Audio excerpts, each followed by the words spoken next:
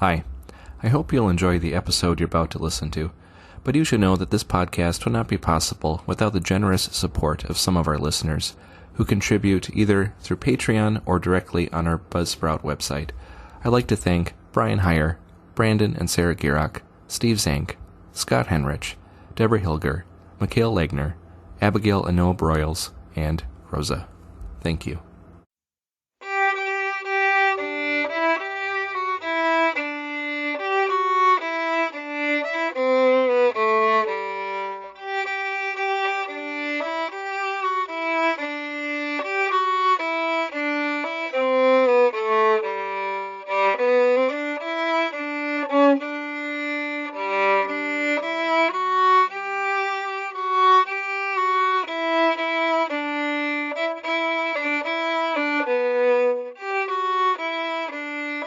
Welcome back to the Lutheran History Podcast.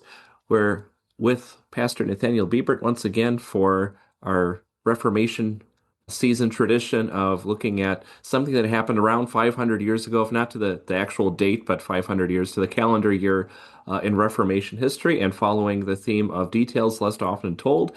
Sometimes talking about topics that maybe we've never really talked about in general, or at least you've never heard before, or some things that, yeah, you know about it, but he gets into the primary sources, or at least looks at some aspect that usually isn't brought out so clearly.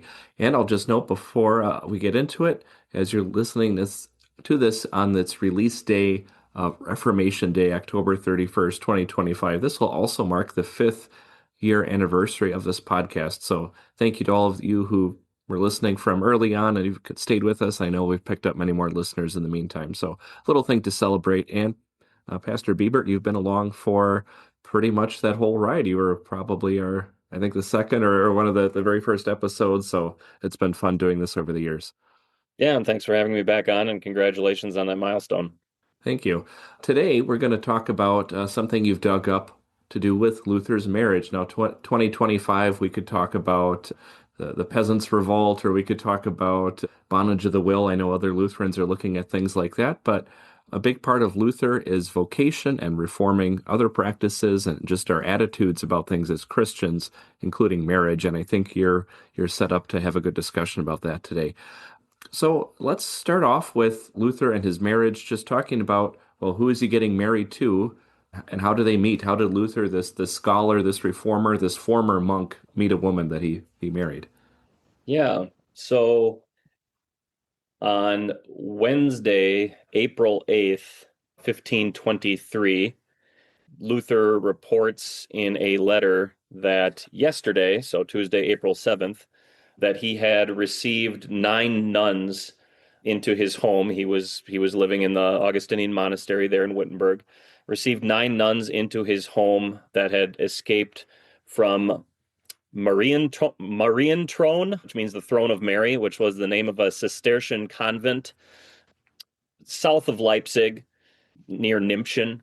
And kind of just mentions it offhand, but there had been he later wrote more extensively about it, and there had been quite a plan to free these nuns. It was 12 nuns to begin with, but by the time they arrived in Wittenberg, there was only 9 left because homes were found for 3 of them along the way.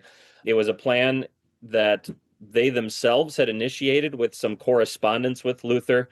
Luther's writings about monasticism, the movement of taking vows to join a monastery or a convent if you're a woman, had been spreading, and they were reading them. The monks and the nuns were reading them, and these nuns reached out to Luther and basically said, yeah, we were forced into these vows. We realize now that we aren't obligated to these vows in the freedom of the gospel, but how do we escape? And so Luther enlisted the help of a man by the name of Leonhard Kappy. We would just say Leonard Kappy, who was a town councilman from the city of Torgau. And he helped them, since he regularly gave brought deliveries of herring and other things to the convent, and then would take back the empty barrels with him. Luther enlisted his help to get these 12 nuns out of the Cistercian convent. Now, we don't know exactly how he did it, and I'm sure some of those details were deliberately kept hidden for Leonard Copy's sake and for the sake of other monks and nuns who would escape in the future. It actually doesn't get reported on. It's kind of interesting. The most detail we have about how they escaped comes from a biography of Katharina von Bora, a pretty famous one that has been translated into English, Mother of the Reformation by Ernst Croker.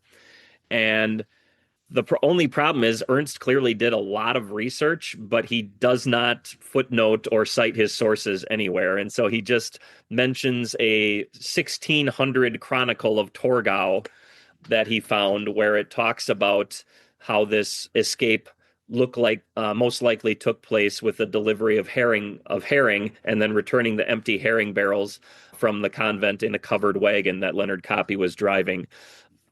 So we don't know where that source came from, if that was handed down orally, by Leonard Copy's family or whatever, but it seems like a likely story.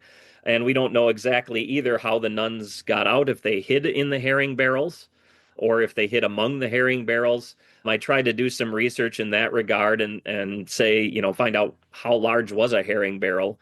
And it seems like in that time for a tonne, which is the German word from which we get the word ton, but the German word tonne could be used for barrels of different sizes depending on whether it was a beer barrel or if it was a herring barrel. For herring barrels, it seems that the size was about 32 gallons.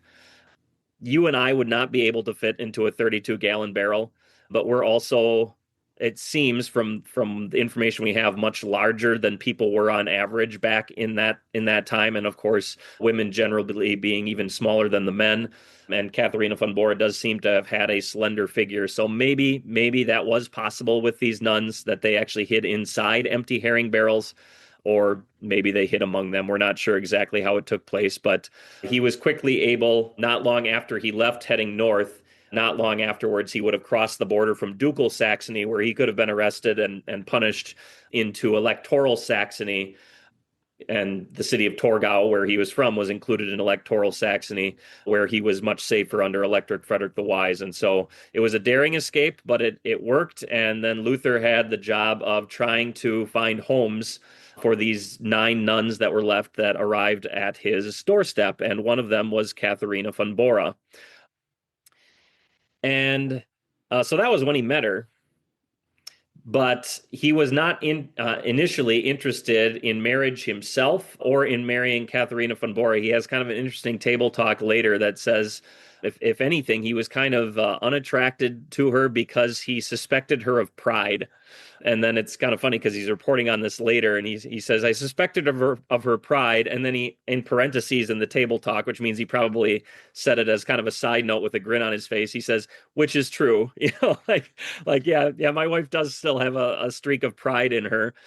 So he suspected her of pride and wasn't interested in her himself, but he wanted to find a home for all of them, and eventually did find a home for all of them except Katharina von Bora. A man by the name of Jerome now I got to make sure I get the pronunciation right. I believe it's Baumgartner. Jerome Baumgartner had graduated from Wittenberg and happened to be back in Wittenberg in the months following this escape. And he took a great liking to Katharina, and Katharina took a great liking to him. And it seems like they essentially were all but betrothed, and maybe even betrothed. We're not given all the details, but he went back home, it seems probably to make sure he had the blessing of his parents or something along those lines, and apparently didn't get it because he never returned to Wittenberg. And it broke Katharina's heart. And Luther wrote letters to Jerome basically saying, your Katie is here. She's inconsolable. Why don't you come back and get her? And basically Jerome just ghosted Wittenberg, ghosted her, probably out of shame, too ashamed because of whatever he had found out when he went back home is the best guess that we have. And so Katharina ends up being the last one. We're into 1524, and there's still no prospects for her. And so Luther decides that he wants to try and get her married off to Dr. Kaspar Glatz, who was a colleague of his at the University of Wittenberg. And he really tries to be, I guess, a little forceful in getting Katie to marry to marry him. And so Katie goes and complains to Nicholas von Amsdorf, Luther's friends, and says, Luther's trying to force me to marry Dr. Kaspar Glatz.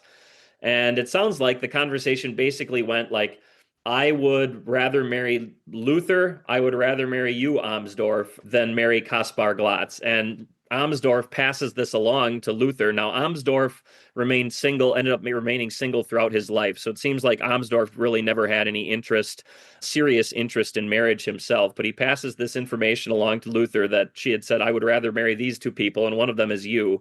And that seems to maybe have been the first spark that sparked Luther's interest, in addition to the fact that others were encouraging him to marry and saying, you're encouraging the rest of us to marry, telling us how marriage is, good and God-pleasing, and the Catholic Church has been suppressing it in an ungodly way. You need to put your own words into practice, both to set a good example for the rest of Christianity, but also to show in a gripping way the opposition that you mean what you're saying, and that this is a testimony to the truth that you're now going to put into practice in your life. And so it seems like from there he kind of warmed up to the idea of marriage first, and then eventually warmed up to the idea of marrying Katharina von Bora, not necessarily again out of any emotional love for her, but he knew that he would be a committed husband to her, and knew that it would send a good message for Christianity as well. Now, it is interesting to note, here's a detail that's maybe less often told unless you read a detailed Luther biography. We get the impression that Luther had his eye, if he was thinking about marriage. In one of his table talks, he says in the late 30s, if I had wanted to get married 14 years ago, I would have chosen Ave von Schoenfeld, who was one of the other runaway nuns who ended up at his doorstep, ended up marrying a man by the name of Basilius Axt in 1524. But before she married Basilius Axt, it seems that Luther perhaps had his eye on her, that she might be a good prospect for a wife, maybe someone he was actually attracted to out of those runaway nuns. There is also in 1526 a curious reference in a letter to Nicholas von Amsdorf that there was a rumor going around that he had married, and he refers to her as that Ave Alaman, using the word that to illustrate that, this was apparently a well-known woman to both of them, that Amsdorf had married that Ave Alaman. And then he calls her meum sponsam, my betrothed. So it seems that Luther was already married to Katharina von Bora by the time he wrote that. So it seems like he was either referring in the past to a betrothal he had, or more likely that he was being ironic, as he often is, and basically saying that this woman was close to being his wife once upon a time. But now the rumor is that Amsdorf has married her, and as it turned out, the rumors were false. Like I said, Amsdorf remained unmarried throughout his life. But the point being, there appears to have been two other women, both named Ave, ironically, that Luther had his eye on, and maybe in one case, was pretty close to perhaps getting betrothed to, and those both fell out of didn't work out for whatever reason. So eventually he gets a little bit more serious about marrying Katharina von Bora, probably has conversations with her. In April of 1525, he takes a trip home, kind of like Jerome Baumgartner had done, takes a trip home, and one of the things he talks with his parents about is getting their blessing for this marriage, and they give him their blessing for the marriage and encourage him to get married. And so he would later talk about how his marriage was also an act of obedience to his parents. And then he returns, and things proceed pretty quickly from there. So that's sort of the backstory to the marriage, as far as how Luther met Katharina von Bora, or as he calls her regularly, just my Katie, and how they ended up getting to the point where they were willing to marry each other. It was kind of, she maybe did it because she thought that was, if she did have a streak of pride, only marrying the great reformer, ended up in the end being good enough for her. And for him, he thought that it would be an act of love to marry, the one woman left who wasn't able to find a husband, and that he would be a committed spouse for her, and that he would also send a good message to Christianity, practicing what he preached about marriage. Yeah, so interesting. Apparently, neither one's first choice for a Right. spouse, and maybe not the most romantic story. Although we do see emotions are part of it, part of the story even already. Yeah, where they're picking up on personalities and they grow into that. So, yeah, on one hand, maybe seems strange to our current contemporary ears, but some parts are, the story kind of, we've heard stories like that before in marriages that sometimes work out surprisingly quite well to our expectations. So, Yeah. interesting. It's maybe Um, a good reminder that that marriage is just as much, if not more, an act of the will. Sometimes we talk about that with love, that love is ultimately, much more an act of the will than it is an act of the emotions. And that definitely was on display with Luther's getting acquainted with Katie and ultimately deciding to marry her. Maybe one other thing just to note on a physical level, Luther was born in 1483. November of 1483. Katharina was born in January of 1499. So there was a good, I had figured out the math beforehand. I wanted to say about 15-year difference. 15, yeah, 15-year difference between them, a little more than a 15-year difference between the two of them. So quite an age gap, but by that point in their lives, those age gaps don't mean as much as they do, when you're younger. yeah, ironically, I was just looking up some Luther quotes on marriage, just from the what is Luther what Luther says by Plass, and he even in one of his offhand comments says, "Oh, it's good if people are about the same age when they marry." So, Luther doesn't always practice what he preaches, but advice and doctrine are two different things, and we can tell the difference between that. But that made me happy. I was going to send that to my wife because we're only a month and 6 days apart Oh, age-wise, so pretty close, and yeah, it's been good. So yeah, and about the stature thing too. I didn't want to interrupt because you were telling a really interesting story about people being smaller, and yeah, I think that the science on that, the studies have proven that out. But just anecdotally, I think when I was in Wittenberg, they had Luther's taller, so we might call it a Geneva, which I don't like. He wasn't Genevan at all. He was wearing right, his German black preaching robe or professor's gown. But I was shocked they had it kind of in not a headless mannequin, just kind of filled out. And he was at least a head and a half shorter than I was. And right, I'm about 6 feet tall, which is not super tall by today's standards. But yeah, he seemed pretty small. So yeah, probably fit in those barrels better than I, like you were saying. right. Yeah. Well, okay, they're engaged. They have parents' permission. This is as good as it's going to get, they said to each other. So how about it? Got married or are going to get married. So what can you tell us about the wedding itself? Yeah. So actually they're not, as far as I can tell, they're not technically engaged yet. And that is a question in of itself that I did not explore, would be another good, detail less often told to explore and maybe highlight.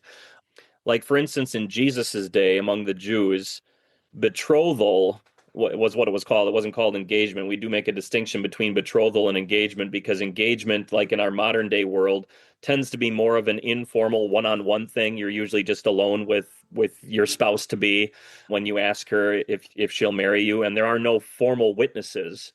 But in, like, for instance, Jesus's day among the Jews, betrothal was a formal act that took place in front of witnesses on both sides, and there were objects exchanged to sort of cement the deal, so to speak. And the woman did refer to the man as her husband from then on, and the man referred to the woman as his wife from then on. And that's why you have this curious thing with Joseph and Mary, for instance, where even though they're not technically married yet, he has in mind to divorce her quietly because they are betrothed. And so they sort of have entered the initial stage of marriage, but still not the stage at which intimacy was permitted because he was supposed to prepare a home and prepare a life for them. And then there would be the actual multi-day wedding ceremony and celebration. And then they would be sort of married, if we want to put it that way in our idiomatic way of speaking. But yeah, they were legally husband and wife even before that wedding ceremony and wedding celebration happened as a result of the betrothal. I'm not sure if that was quite the case in Luther's day, but I think it probably was closer to a betrothal than it was to what we think of as an engagement.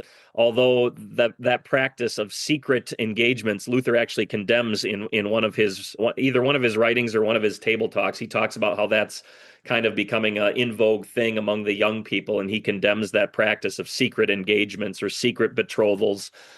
He thought that it should be a public thing. So it seems like it was probably ideally more like the ancient practice of betrothal. And that actually took place on Tuesday, June. Hang on here. Let me get my date. It would be Tuesday, June 13th, 1525, which is why we're celebrating the 500th anniversary of it this year. So yeah, Tuesday, June 13th, 1525. Basically, almost everything took place. There was a formal betrothal, and then also the actual marriage rite later that same day, maybe even right after the formal betrothal, presided at by Johannes Bugenhagen, who had not too much who had fairly recently, let's put it that way, fairly recently drawn up an order for marriage, a German order for marriage, an evangelical order for marriage. And so he was there to preside at it. It was Bugenhagen, the regular pastor of the parish church, who not only presided at it, but then also would have been one of the legal witnesses to it. Johann Appel, who was in the jurist department of the University of Wittenberg, or the law department of the University of Wittenberg, and he was there as a witness as well. And then Justus Jonas was also a witness to that as well. And so the betrothal and what we would call the wedding service took place right away on the same day, Tuesday, June 13th, 1525. And there were those three witnesses to that. So that's the actual wedding. I don't know if it kind of goes right into the kind of the main detail less often told that I was going to go into was Justus Jonas's letter where he reports on it to George Spalatin the next day. I don't know if you want to pause there and comment on the betrothal and the wedding before we go into that, or just go right in. Yeah, let's go right in because that is kind of the centerpiece, so to say, of the bit of research that you yourself are providing to this topic. Yeah, so I'll read the letter that he wrote he wrote it the next morning at daybreak, he says. So this is written on the morning of June 14th, 1525 to George Spalatin, who is a personal secretary to Elector Frederick the Wise. And Jonas writes, "I wish you the grace and peace of God. This letter of mine comes to you with tidings of something remarkably new, my dear Spalatin. Our friend Luther has married Katharina von Bora. Yesterday, I was present at the event, and I witnessed the groom lying in the bridal chamber, which we'll talk more about. Or it could also be translated lying on the marriage bed. It could also be translated. He says, as I stood near this spectacle, I was unable to refrain from weeping due to some unknown emotion affecting my spirit. Since this is how the lot has now fallen, and is what God has willed, I pray that this best and most honest man and dearest father in the Lord find the utmost happiness. Marvelous is God in his counsels and works. Farewell. Today, so Wednesday, June 14th, he is providing a light luncheon of sorts. I think that a proper wedding celebration is going to be held at another time, at which you will also be present. Farewell. Wednesday after Trinity. I have notified you of these things by hiring a letter carrier for this sole purpose. At daybreak. Those present at the event yesterday were Lucas the painter with his wife, so that was one I missed, Lucas Cranach, and his wife were also present. Lucas Cranach, the painter with his wife, Sirs Johann Appel, Pomeranus, which was the nickname for Johannes Bugenhagen, he was called the Pomeranian, and then he notes in parentheses, Philip was not present, namely Philip Melanchthon, and I, he says. So Justus Jonas was also present. And that's how he concludes the letter after the two farewells that he had already written with the two PSs following. So that's an interesting detail too, that Philip Melanchthon was not present. And I think that ended up being kind of a mini scandal, if you will, when he found out that Luther got married behind his back and didn't even invite him to the wedding ceremony. Wow. That kind of offended him, and we're not sure exactly what the reason was, except that we do know that once words started getting out that Luther was thinking about marrying Katharina von Bora, almost everyone said anyone but her. Huh. But Philip Melanchthon was especially vocal in that. He did not think that Luther should marry Katharina von Bora. And so I think that's maybe one of the reasons that Luther deliberately omitted him from being a witness, because he knew that he would not be in favor of it. And maybe it's also one of the reasons that he saved the actual wedding celebration for later, because then he could invite Melanchthon to it as an accomplished fact that he couldn't object to anymore, rather than trying to invite him to something where the actual marriage would be officiated and enacted, which he would be more against. So I don't know if you want to comment or anything on the rest of the details before we kind of go into the PG-13 detail of Justus Jonas, the best man, actually witnessing the formal consummation of the marriage. Yeah. Well, maybe, yeah, just kind of, well, I'll just say this. You've so far have the honor of being the only podcast host who's now had not only one, but two explicitly marked podcast episodes with I the forget what first the other Lutheran one was. martyrs. Yeah. Oh, the martyrs, yeah, with the Yeah. violence. Okay, Yeah. And, not that it's bad, but just, right. sometimes parents, let their kids listen and that sort Yeah. of thing. And pretty mild explicit compared to other stuff out there for sure. But yeah, well, just has me thinking about the distance between engagement and marriage, and that's something you and I as pastors could probably consider when we're talking with members, and this idea of, well, long engagements, which are different from betrothal, as you pointed out, Mhm. that can lead to what's the priority here, and yeah, but I've had at least once in my ministry a couple who were you know their heads were in the right places, mature Christians. They said, well, we're engaged. Why not get married like next month? Yeah, and then have the family come for the formal celebration later. So that reminded me of just, if we're going to do this, why not have this, God-pleasing blessing now, do it all Right. the right way, and then that the party can come later. And that seems to Right. be implied here in the letter. So I thought, oh, that's a neat parallel I've had in my own experience, which maybe others can consider as well. So yeah, well, let's go into the, as you called it, the PG-13 Yeah. topic here. Yeah, just what's going on. He calls it a spectacle, which that word, I know you have the original Latin there. I actually didn't check Yep. it, but I think that word Yeah. spectacle now almost sounds like a sensational sort of thing. But that Yeah. word, it could just mean a sight to behold, right? Just Right. I'm And looking at I think what something. the word does reveal that he's witnessing the consummation of the marriage. You wouldn't just call, if it was just kind of a for show thing where it was, and I think some people have tried to interpret it this way just because they were abhorred by the idea that it could be anything else, but that, Luther and Katie would, maybe enter the bed from opposite sides and lie down with all of their clothes on just next to each other. And that was supposed to be like a formal event or something where the best man could say, yep, they're married and I saw them lying down together and now I'm going to exit so that they can get on to business, so to speak. I think the word spectacle that he uses, the Latin word spectaculum, Hmm. does show that this was more than that. It was, for lack of a better way of saying it, and Jonas certainly wouldn't have put it this way at all, but betraying that it was a show that he saw, that he saw the consummation of the marriage. And of course that has, I remember Pastor John Kelpine in Dallas, Texas, giving a presentation, sort of a 500th presentation, but he was just talking about the men around Luther who helped support the Reformation cause. And for Amsdorf, I remember him mentioning this, that he saw the consummation of the marriage and that it moved him to tears, which is right there in his letter. And I remembered like the audible gasps and jaw drops of the pastors around who just thought that this was such a horrible thing and incredibly inappropriate. And they are not the only ones to have that reaction. Philip Schaff, the writer of the famous multi-volume series, The History of the Christian Church, calls it an indecent German custom of the time.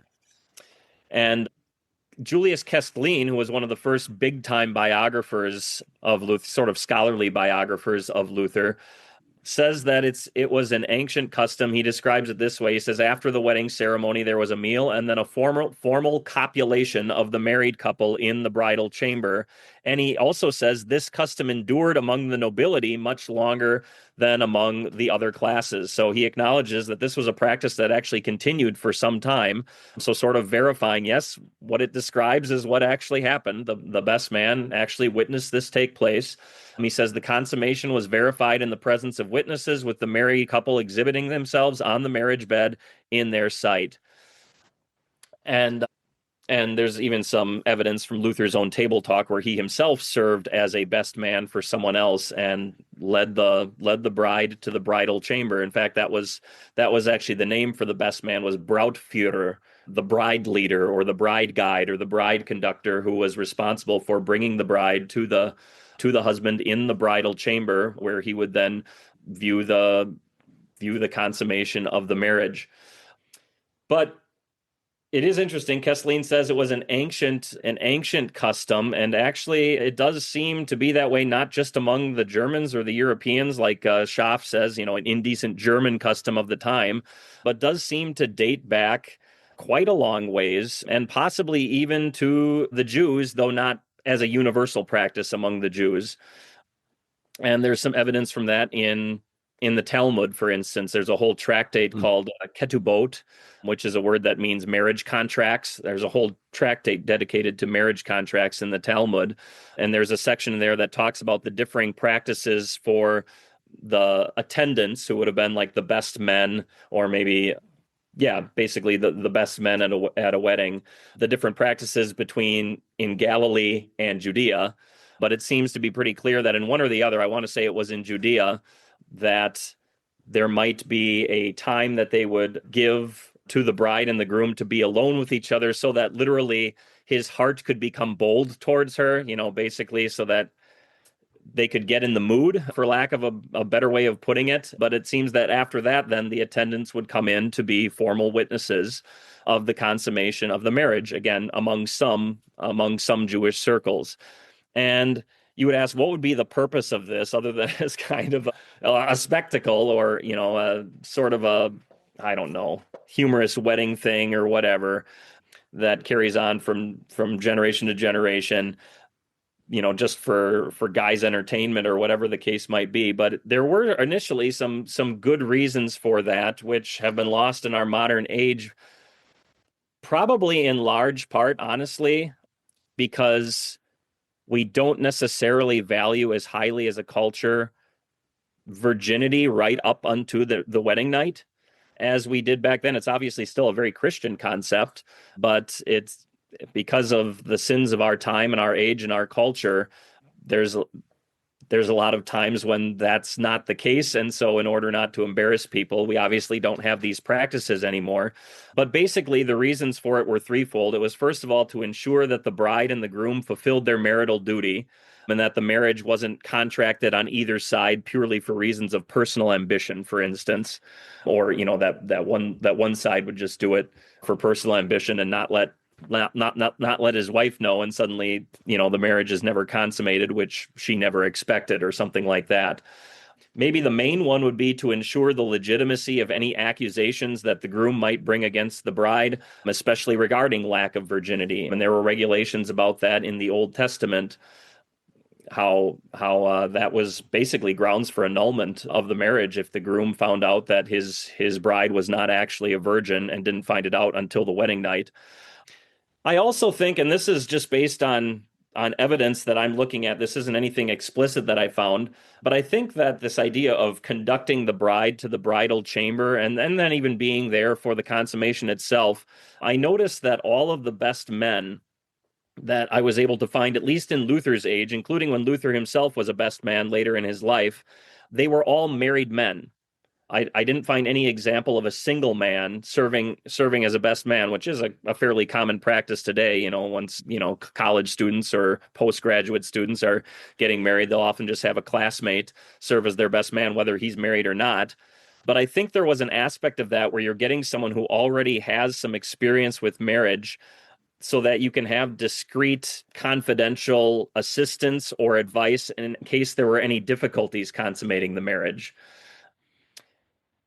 That might be somewhat ironic, considering the fact that you might have stage fright precisely because you have another guy in the room watching the consummation take place. So there's maybe a little bit of irony there, but maybe there was some conversations that took place between the best man and the bride as he's conducting the bride to the chamber, and then if they're having any problems on the wedding night itself, once they're in the bedroom, he's perhaps able to provide discreet assistance and to give some advice in that regard too, to make sure that there isn't any sort of shame or embarrassment, or they go for multiple days after they're married without actually consummating the marriage because they're not sure what they're doing, which was obviously a lot bigger risk back then too, where you have a lot of people getting married who weren't originally planning to get married at all. They had taken monastic vows.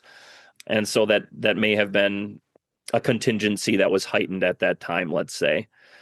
Interestingly, I did also find a reference to this practice in The City of God by Augustine, a very famous work, where he talks about groomsmen as well. But he does say in that work that, at least in his culture, in his time, in his age, in the circles he was acquainted with, that the groomsmen were admitted to the bridal chamber, but that the bridegroom would then dismiss them before engaging in intercourse. So this obviously was not by any means a universal practice, but it was a practice that existed in some circles from ancient times.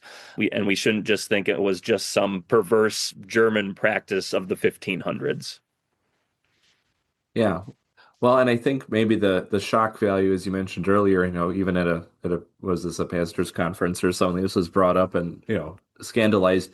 We're standing on the other side of pietism and Puritanism, where sometimes the two taboos and mores are maybe not necessarily, where are they coming from? Is this purely a scriptural thing that are causing our hangups with this? Although on the other hand, I don't know if I would ever advise this as a practice we Right. should take up again. And why? Well, to most people without the context or the explanations you gave, this would just seem exhibitionist, pornographic, Right. at best, just a strip club sort of experience. But now it's known to everyone. And I guess, people back then, I also a sense they valued discretion and honor and confidentiality Right. as that was the taboo. You never broke confidentiality. This is not Right. something you would talk about. This is not something you would do. But one thing so when you brought up this topic, I recalled reading a long time ago a Luther quote that had kind of scandalized or shocked me. And this is as a college student. And now I thought, you putting these two things side by side, it suddenly makes more sense. Luther, of course, as a professor in Wittenberg, was in the scriptures a lot, and this is how he shaped his worldview.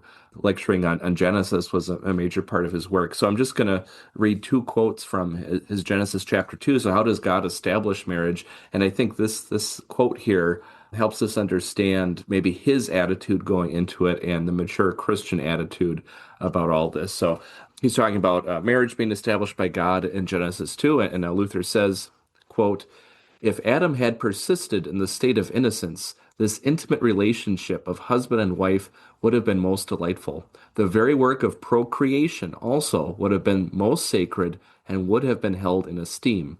There would not have been that shame stemming from sin, which there is now, when parents are compelled to hide in darkness to do this. No less respectability would have been attached to cohabitation, so the marital act, than there is to sleeping, eating, or drinking with one's wife. You would just be doing this in public, that's the aside Right. there. And now back to Luther.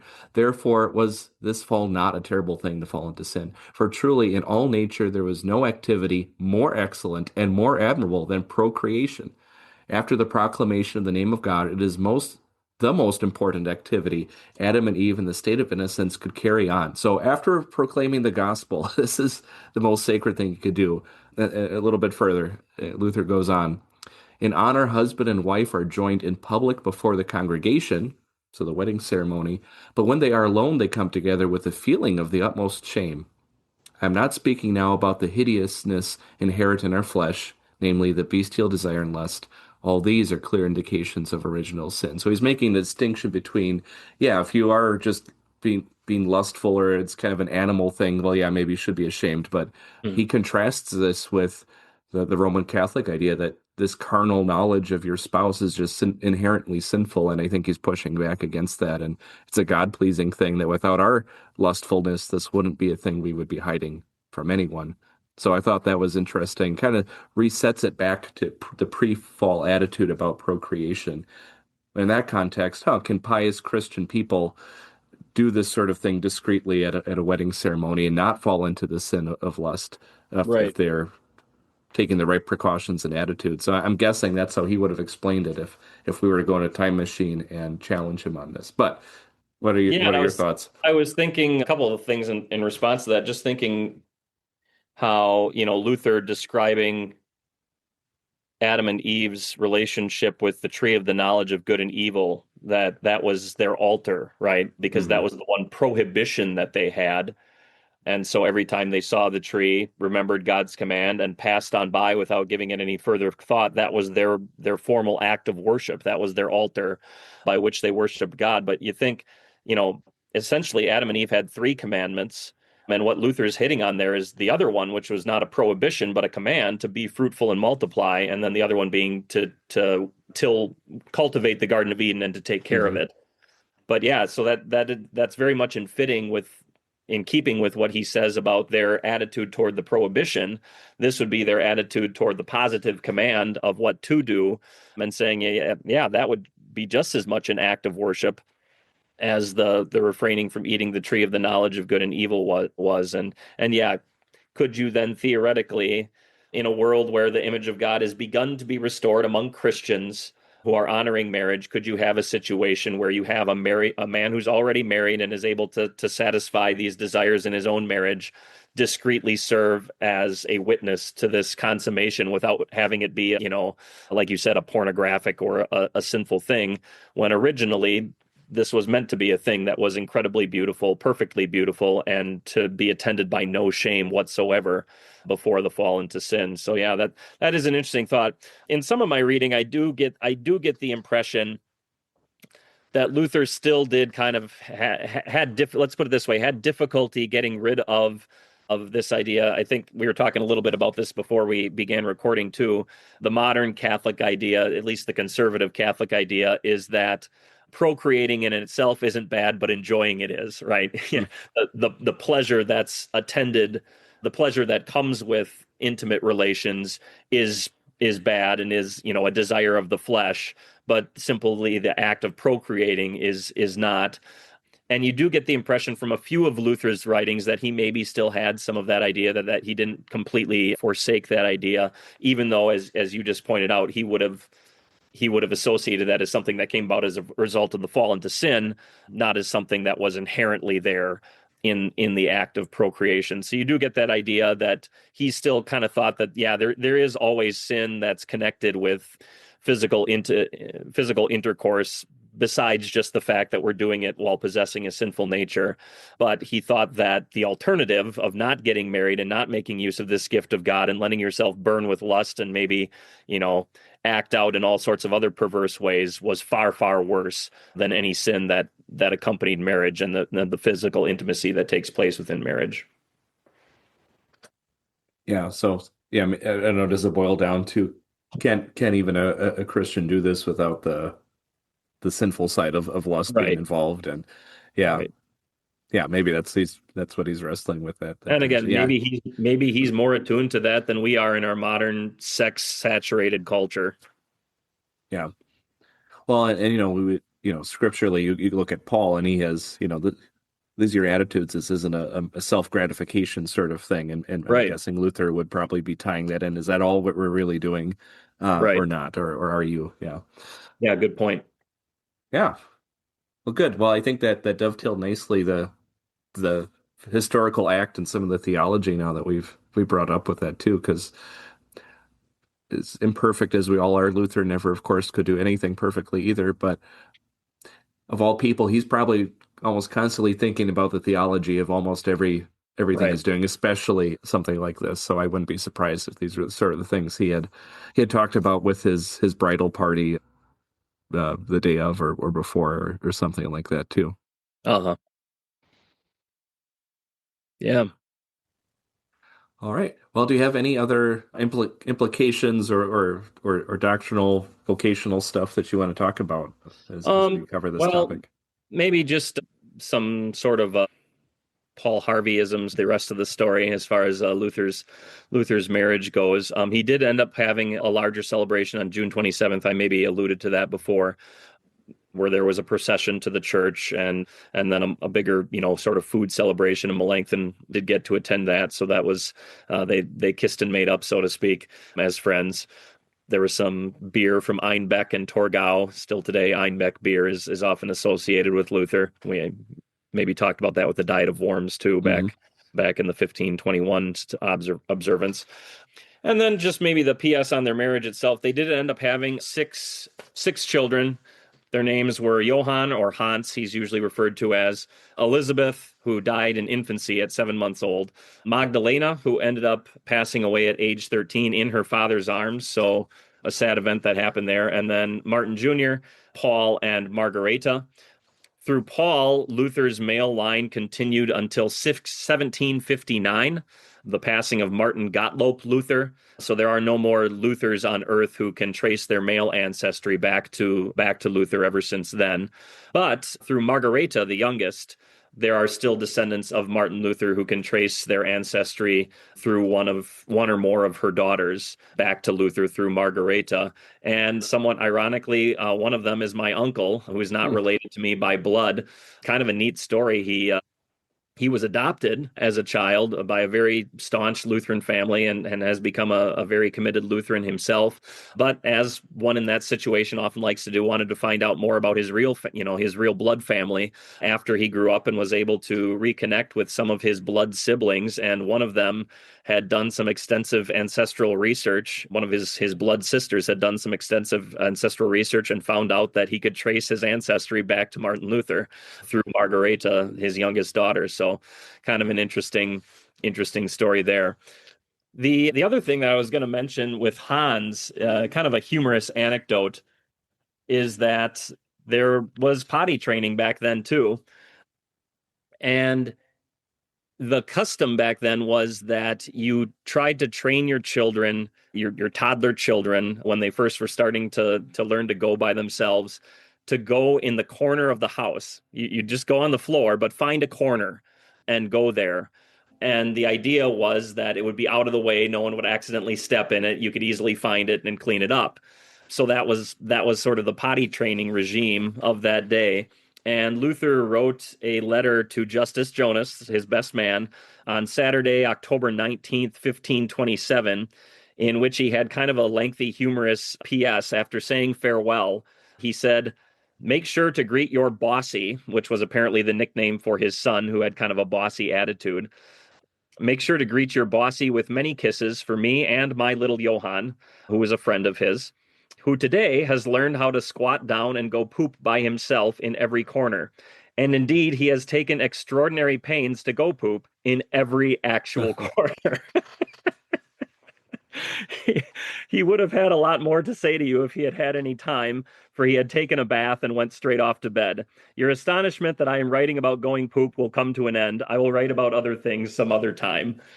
So Luther putting the father touches on the end of one of his letters to his best man, who has a son that's roughly the same age as his own son. So I've always gotten a kick out of that, kind of seeing the much more human everyday side of Luther and of parenting and what he got himself into in a good way, but it comes with, all sorts of unpleasantness that ultimately ends up making for good stories and for warm memories much later on down the road. But everything that comes with marriage and parenting. Yeah, if you can't laugh about it, you go crazy, as my grandma used Right. to say. So yeah, that's good. Yeah, that sense of humor. Yep. And as far as sort of the theological aftermath, it was, like I said, it was just another way of Luther emphasizing the doctrine of vocation. And if we were to sum that up, we would say, first of all, it's when something has God's word attached to it, it's good. And that obviously was the case with marriage. Luther made a big deal out of, especially when he was doing his Bible translation too, translating from Genesis 2, it is not good for the man to be alone. I will make a helper suitable for him. So if God called it not good, then how in all the world did we get to this place, Luther would say, where we treat marriage as something not good when God says it's the opposite. But also this wider idea of the doctrine of vocation, that when we come to faith in Christ, the Holy Spirit sanctifies all of our callings and everything about our life, provided that it's not explicitly sinful or contra the scriptures.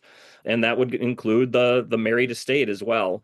And so that there's nothing, even sometimes it's easy for us to get this idea as pastors, like I'm a pastor. And then we talk about, pastors are clergy and lay people, but we're talking about a distinction in vocation there. We're not talking about a distinction in holiness, as if being a layperson is somehow means that the Christian is less holy than the pastor.